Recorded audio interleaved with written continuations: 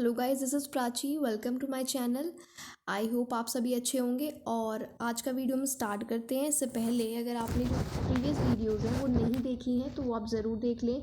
हम सीक्वेंस से रिवाइज़ कर रहे हैं साइंस की घटना चक्र बुक को। और इससे पहले जो वीडियोज़ हैं वो आप ज़रूर देख लेना, आपका क्विक रिविज़न ज़रूर होगा। तो आइए आज का वीडियो स्टार्ट करते हैं। फर्स्ट क्वेश्चन आज हमारे पास है, वर्षा की बूंद गोलाकार आकृति का कारण है। वर्षा की जो बूंद होती है वो गोल क्यों होती है, वो किस कारण से होती है? तो वो होती है पृष्ठ तनाव के कारण, यानी कि सरफेस टेंशन के कारण। थोड़ा इसको समझ लेते हैं। किसी दिए गए आयतन के लिए गोलाकार आकृति के पृष्ठ का क्षेत्रफल अन्य आकृतियों के पृष्ठ के क्षेत्रफल से कम होता है। पृष्ठ तनाव के गुण के कारण किसी द्रव का जो स्वतंत्र पृष्ठ न्यूनतम क्षेत्रफल होगा उसको घेरने का प्रयास करता है। इस वजह से जो वर्षा की बूंद है वो गोलाकार होती है। किस वजह से? उसके पृष्ठ तनाव के कारण। नेक्स्ट देखते हैं क्वेश्चन नंबर 2। पानी की बूंद गोलाकार होती है, इसका क्या कारण है? तो अभी हमने देखा पृष्ठ तनाव। पृष्ठ तनाव के कारण पानी की जो बूंद है ये गोलाकार होती है। ये क्वेश्चन अलग अलग एग्जाम में रिपीट हुआ है, इसलिए यहाँ पर भी ये रिपीट हो रहा है।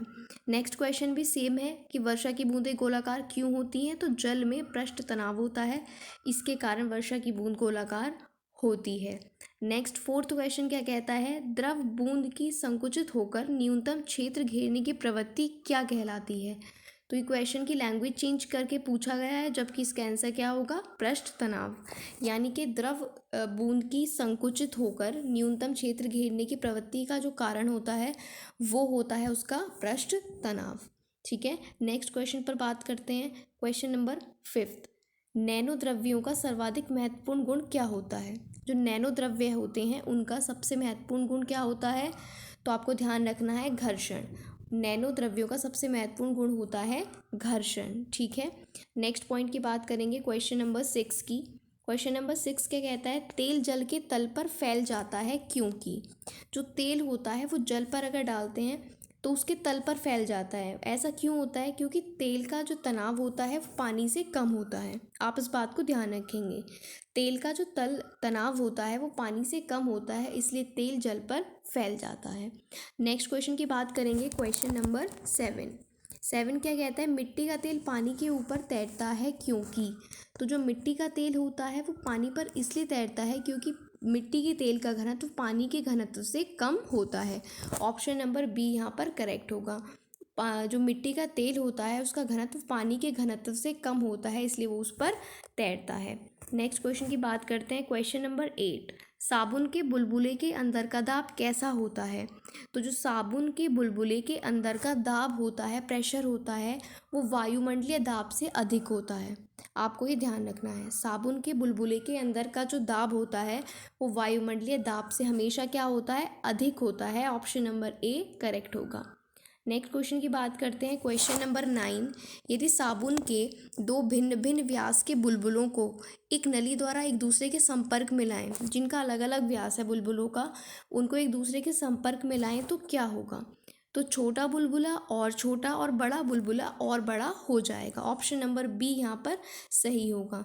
अगर अलग अलग व्यास के बुलबुलों को हम कांटेक्ट में लाएंगे तो जो छोटा बुलबुला है वो और छोटा हो जाएगा और जो बड़ा है वो और बड़ा हो जाएगा। नेक्स्ट क्वेश्चन की बात करते हैं, क्वेश्चन नंबर 10।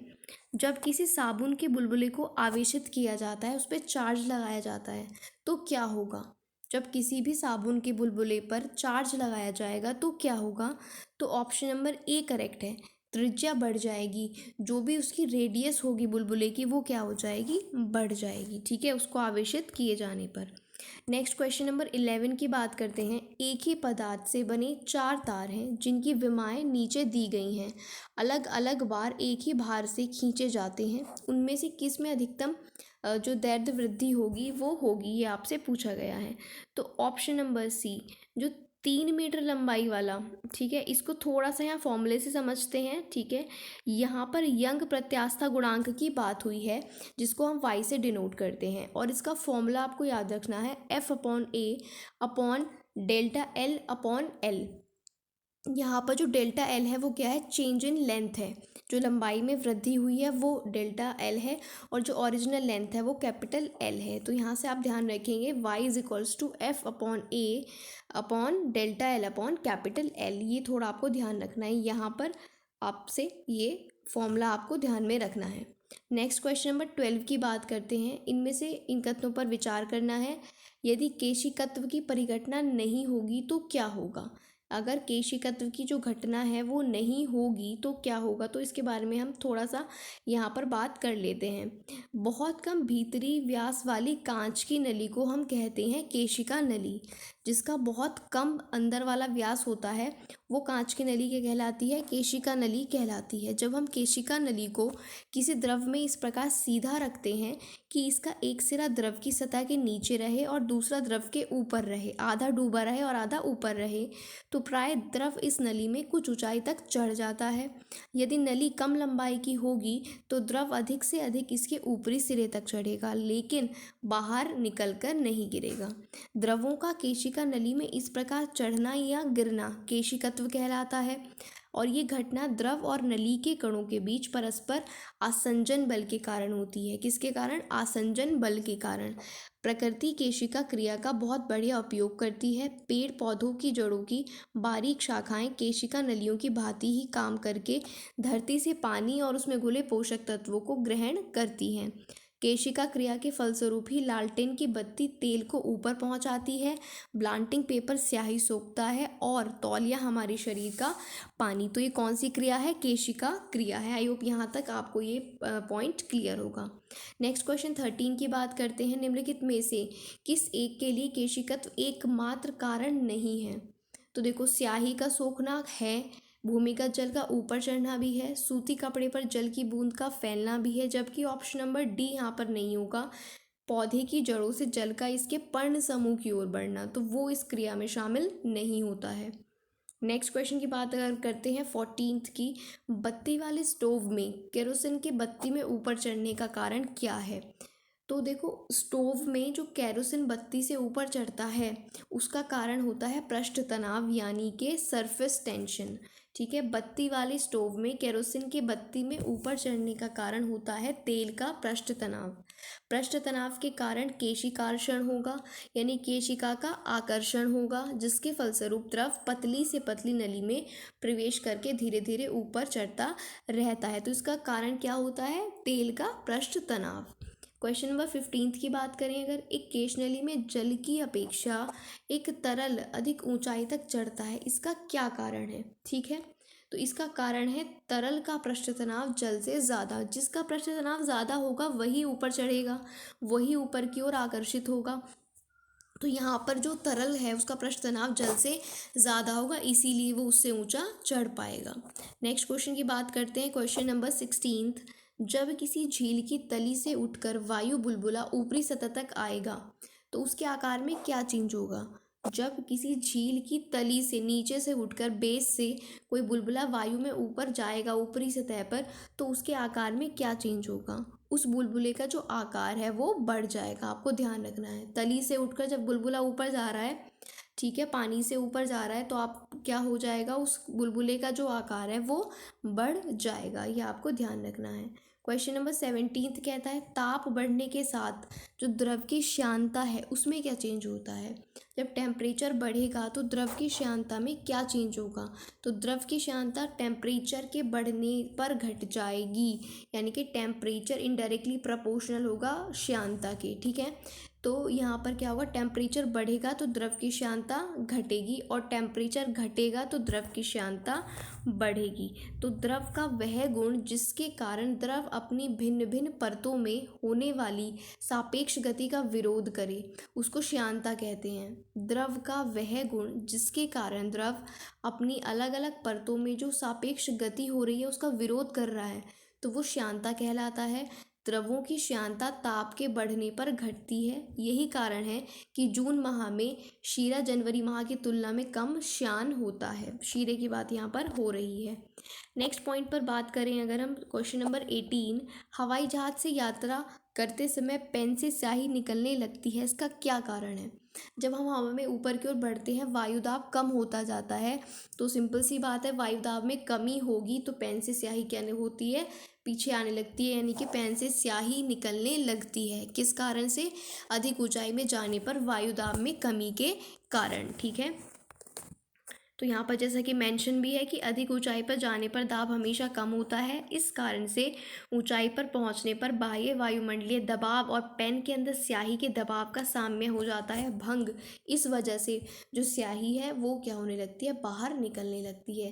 क्वेश्चन नंबर 19 की बात अगर हम करते हैं तो ऑटोमोबाइल्स के हाइड्रोलिक ब्रेक के कार्य करने का सिद्धांत क्या होता है? ऑटोमोबाइल में एक हाइड्रोलिक ब्रेक होता है, वो किस सिद्धांत पर काम करता है आपसे ये पूछा है, तो वो ब्रेक काम करता है पास्कल के नियम पर, लॉ ऑफ पास्कल पर। तो किस तरह से करता है थोड़ा सा समझ लेते हैं। तो जो हाइड्रोलिक ब्रेक है या हाइड्रोलिक प्रेस है या हाइड्रोलिक लिफ्ट है वो पास्कल के नियम पर आधारित है। पास्कल के नियम के अनुसार यदि गुरुत्वीय प्रभाव को नगण्य माना जाए कि गुरुत्व नहीं है तो संतुलन की अवस्था में किसी द्रव के भीतर प्रत्येक स्थान पर दाब जो होगा वो सेम रहेगा। कब? जब गुरुत्व को हम ज़ीरो मानेंगे कि गुरुत्व यहाँ पर प्रेजेंट ही नहीं है, तो वहाँ पर हर जगह पर जो दाब होगा, प्रेशर होगा, वो सेम होगा। तो चाहे ब्रेक हो, प्रेस हो या लिफ्ट हो, वो किस पर काम करती है? पास्कल के नियम पर काम करती है। 20th क्वेश्चन क्या कहता है? मोबाइल तथा ऑटोमोबाइल्स ने भारतीयों विशेष रूप से ग्रामीण क्षेत्रों के लोगों के जीवन में किस संबंध में क्रांति लाई है? तो यहाँ पर आपको ऑप्शंस बताने हैं। लोगों के आवागमन में से संबंधित, तो बिल्कुल सही बात है। लोगों के जुड़ाव के संबंध में, लोग एक दूसरे से कनेक्ट हुए हैं। और लोगों की संवेदनशीलता के संबंध में, तो संवेदनशीलता का तो यहाँ से कोई रिलेशन नहीं है इन चीज़ों से, मोबाइल या ऑटोमोबाइल से। ठीक है, तो यहाँ पर ऑप्शन 1 और 2 करेक्ट होंगे, यानी कि लोगों के आवागमन में इसमें हेल्प मिली है और लोगों को जुड़ने में एक दूसरे से हेल्प मिली है। 21st क्वेश्चन की बात करेंगे। बैरोमीटर पठन में अचानक गिरावट, तो बैरोमीटर से हम दाब को मापते हैं, तो बैरोमीटर पठन में अगर अचानक गिरावट हो जाए तो कौन सी मौसम की दशा इंगित होती है? अगर बैरोमीटर में गिरावट आने लगे तो तूफ़ानी मौसम का वो क्या होता है? संकेत होता है, इंडिकेशन होता है कि तूफ़ानी मौसम होने वाला है। ठीक है, नेक्स्ट पॉइंट पर अगर हम बात करते हैं, नेक्स्ट क्वेश्चन पे हम बात करेंगे। 25th क्वेश्चन पर बात करते हैं। 25th कहता है कड़े जाड़े में झील की सतह हिमशितित हो जाती है, जम जाती है, किंतु उसके तल में जल द्रव अवस्था में बना रहता है। उसका क्या कारण है? जो सतह होगी ना, लेयर होगी, वो तो जम जाती है सर्दियों में, लेकिन जो तल होगा वो द्रव में ही रहता है, वो लिक्विड ही रहता है। ऐसा तो ये किस कारण से होता है, ये आपसे पूछा है। तो जल की सघनता 4 डिग्री सेंटीग्रेड पर ज़्यादा होती है। ये आपको समझना है। जो जल की सघनता होती है, जब सघन होता है जहाँ पर, वो 4 डिग्री वहाँ पर सेंटीग्रेड अधिकतम टेम्परेचर होता है। यहाँ पर थोड़ा सा इसको समझ लेते हैं एक्सप्लेनेशन को। 4 डिग्री पर जल का आयतन न्यूनतम होता है और घनत्व ज़्यादा होता है। 4 डिग्री सेंटीग्रेड पर जल का जो आयतन होगा वो न्यूनतम होगा और जो घनत्व होगा, डेंसिटी, वो अधिकतम होगी। झीलों और नदियों के केवल ऊपरी सतह के जमने में पानी के अनियमित प्रसार की महत्वपूर्ण भूमिका होती है। जाड़े के दिनों में वायुमंडलीय तापमान 0 डिग्री सेंटीग्रेड से कम हो जाने पर झीलों और नदियों की ऊपरी सतह ठंडी होने लगती है। जब सतही जल का मान, जो तापमान है, वो 4 डिग्री सेंटीग्रेड तक पहुंच जाए तब वो अधिकतम घनत्व के कारण नीचे बैठ जाता है और नीचे की परत में जो जल होता है वो ऊपर की ओर विस्थापित हो जाता है। तो यहाँ से आई थिंक आपको क्लियर हो गया होगा कि 4 डिग्री जो टेम्परेचर है वहाँ पर ये सब होता है। 26th क्वेश्चन की बात अगर हम करें तो शीतकाल में जब झील की ऊपरी सतह का पानी बर्फ में बदल जाता है फिर भी जलीय जंतु जीवित रहते हैं, ऐसा क्यों होता है? जलीय जंतु, तो इसका वही कारण है कि पानी का जो घनत्व है वो 4 डिग्री सेंटीग्रेड पर सबसे ज़्यादा होता है, जिससे बर्फ़ की ऊपरी सतह के नीचे, ऊपर तो बर्फ़ रहती है लेकिन नीचे पानी रहता है, इस वजह से जलीय जंतु जो होते हैं वो जीवित रह पाते हैं। क्वेश्चन नंबर 27 क्या कहता है? बर्फ़ जमी झील के अंदर मछलियाँ जीवित रहती हैं क्योंकि, तो ऑप्शन नंबर सी यहाँ पर देखना बिल्कुल करेक्ट होगा। झील की तल पर जल नहीं जमता है, सिर्फ ऊपर वाली लेयर जम जाती है, नीचे जल नहीं जमता। 28th क्वेश्चन की बात अगर हम करें, ठीक है, तो यहाँ पर 28 क्वेश्चन में क्या कहता है, वस्तु की मात्रा बदलने पर अपरिवर्तित रहेगा। तो अगर हम वस्तु की मात्रा बदल दें, क्वांटिटी में चेंज कर दें, तो क्या चेंज नहीं होगा। तो जो घनत्व है, डेंसिटी है, वो चेंज नहीं होगी। कैसे, थोड़ा सा इसको समझ लेते हैं। वस्तु का घनत्व उसके द्रव्यमान और आयतन के अनुपात पर निर्भर करता है। यानी कि अगर हम घनत्व का फॉर्मूला देखते हैं, डेंसिटी, तो D इक्वल्स टू क्या होता है, m/v। m यहाँ पर क्या है, द्रव्यमान है, और v क्या है, आयतन होता है। नेक्स्ट पॉइंट पर बात करते हैं, पानी का आपेक्षिक घनत्व सर्वाधिक कहाँ पर होता है। तो अभी हमने पढ़ा है कि 4 डिग्री सेंटीग्रेड पर। कब होता है, 4 डिग्री सेंटीग्रेड पर होता है। नेक्स्ट क्वेश्चन की बात अगर हम करें, 30th क्वेश्चन, तो किस ताप पर पानी का घनत्व अधिकतम होता है, 4 डिग्री सेंटीग्रेड पर। अभी हमने क्वेश्चन पढ़ा है, यहाँ पर देखिए कितनी बार ये क्वेश्चन पूछा गया है। बहुत इंपॉर्टेंट है कि पानी का घनत्व जो होता है अधिकतम कब होता है, 4 डिग्री सेंटीग्रेड पर। 31st क्वेश्चन की बात करते हैं, पानी का घनत्व अधिकतम कब होता है। तो यहाँ पर आपसे केल्विन में पूछा है, तो केल्विन में अगर आपसे पूछा जाए तो 277 केल्विन क्या हो जाएगा, 277 केल्विन हो जाएगा। ठीक है, क्योंकि आप उसको सेंटीग्रेड से चेंज करोगे 273 ऐड करके, तो 277 ये हो जाएगा। 32nd क्वेश्चन कथन और कारण का क्वेश्चन है। कहता है लोहे का एक गोला पारद पर तैरता है किंतु पानी में डूब जाता है।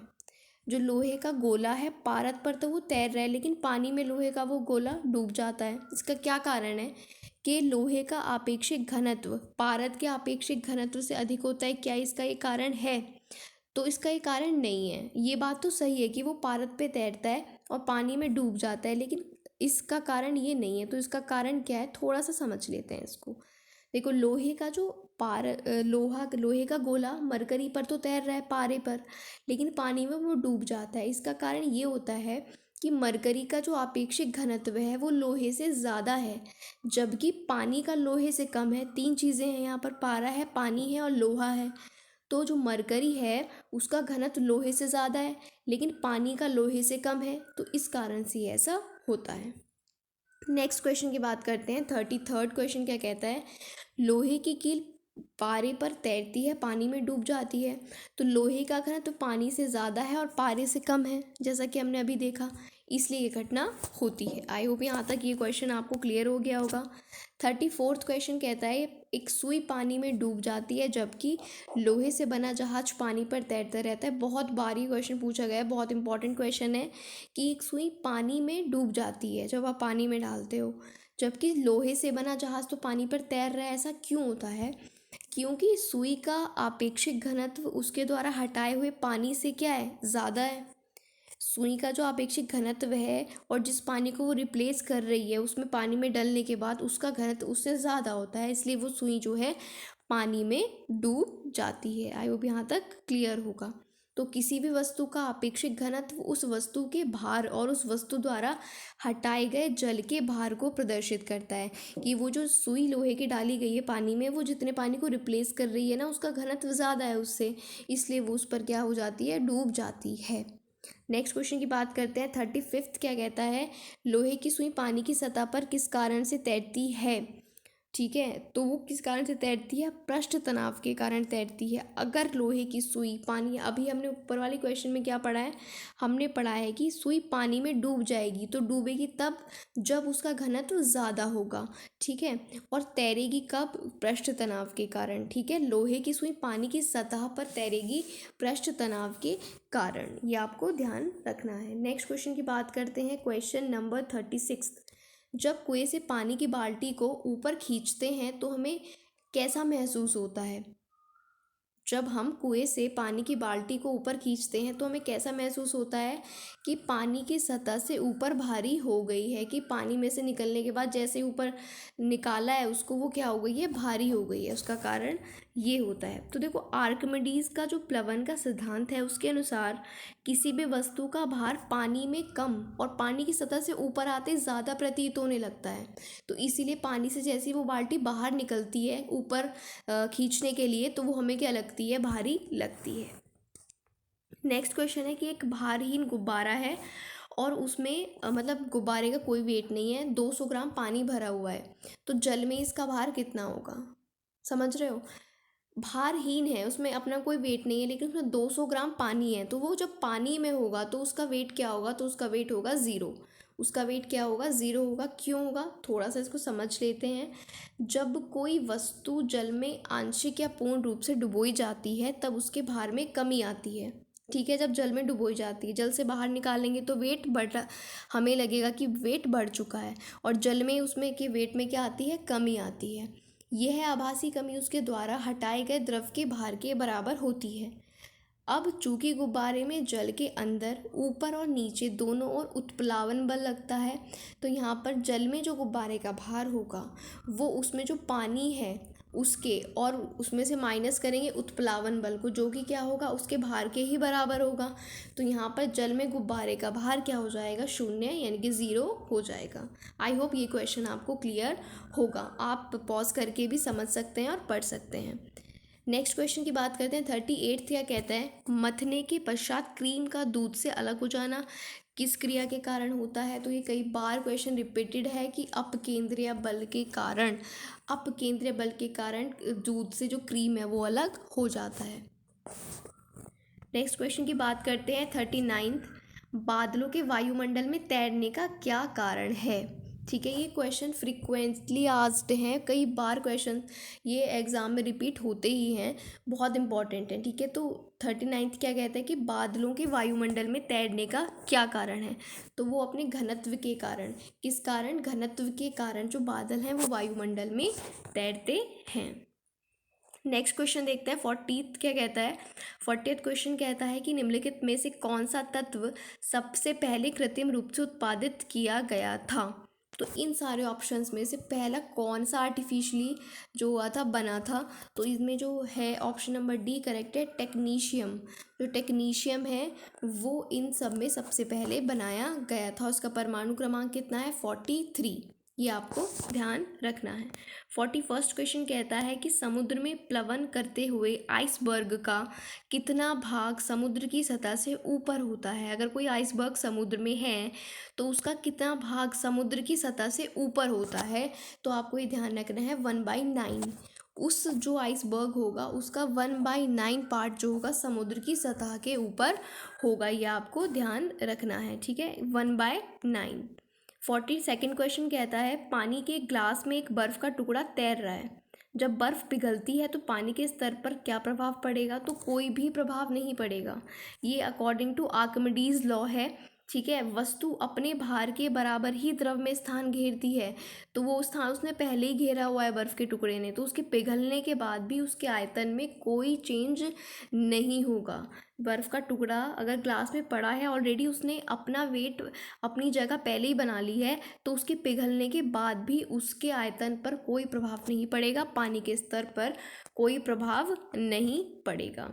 नेक्स्ट क्वेश्चन देखते हैं। 43rd, पानी के 4 डिग्री सेंटीग्रेड से पर शरीर तैरता है। पानी के 4 डिग्री सेंटीग्रेड पर यदि तापमान 100 डिग्री हो जाए तो क्या होगा। तो शरीर डूब जाएगा। ठीक है, 4 डिग्री सेंटीग्रेड पर तैर रहा है और वही 100 डिग्री हो जाए तो वो ऑब्वियस सी बात है, वो क्या हो जाएगा, डूब जाएगा। ठीक है, ये आपको इतना ध्यान रखना है। 44th क्वेश्चन क्या कहता है, समुद्र में नदी की अपेक्षा तैरना आसान होता है क्योंकि समुद्री जल नमकीन होता है उसमें। तो तैरना आसान होता है क्योंकि उसमें नमक प्रेजेंट होती है। ठीक है, सोडियम क्लोराइड की वजह से और कुछ अन्य लवण होते हैं, उनके कारण समुद्री जल नमकीन होता है और उसमें तैरना क्या होता है, आसान होता है। 45th क्वेश्चन देखते हैं। जब कोई जहाज़ नदी से सागर में घुसता है तो क्या होता है। जब कोई जहाज़ नदी से सागर में आ रहा है, नदी में कम पानी है, सागर में ज़्यादा पानी है, तो जब कोई जहाज़ नदी से सागर में आएगा तो वो थोड़ा सा ऊपर उठता है। वो क्या होता है, थोड़ा सा ऊपर उठता है। ये आपको ध्यान रखना है। सो गाइज़, आज का ये वीडियो था। अगर आपको अच्छा लगा हो तो आप वीडियो को लाइक ज़रूर करें, और मेरी पूरी कोशिश है कि हम लोग अच्छे से सारे क्वेश्चंस का, जो भी इंपॉर्टेंट क्वेश्चन है उनको अच्छे से रिवाइज करें। और आपको वीडियो अच्छा लगा है तो अपने फ्रेंड्स के साथ शेयर भी ज़रूर करें। Thank you for watching.